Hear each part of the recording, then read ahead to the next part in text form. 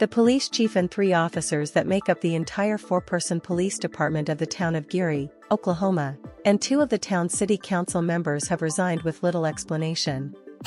Former police chief Alicia Ford did not address the specific reasons for the Thursday resignations, but wrote in a social media post that the decision was difficult. "It is with great sadness that I and the rest of the Geary police officers will no longer be serving this community," Ford wrote, "but it was the right decision for me and the other officers." Ford, without elaboration, encouraged residents of the town of nearly 1,000 about 50 miles, 80 kilometers, northwest of Oklahoma City to become acquainted with the city council and to be as involved as possible in the city, especially attending the city council meetings.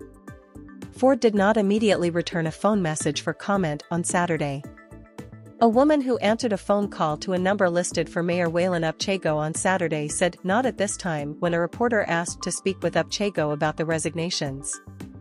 The city, in a statement, thanked the former chief and officers while wishing them well and said an interim police chief has been chosen and that the Blaine County and Canadian County Sheriff's offices will assist in patrolling the town. "We would like to let our citizens know we are conducting business as usual," according to the statement. "If you have an emergency, please contact 911 like you normally would and an officer will be dispatched to assist you." City Council members Glenn Rocky Coleman Jr. and Christy Miller also announced their resignations, leaving the 4-person council with just 1 member due to a previous vacancy. Coleman wrote on social media that his values do not match the city's direction and said communication between the administration and council has been significantly lacking, but offered no further explanation. "Council members are just about the last to know something," Coleman wrote.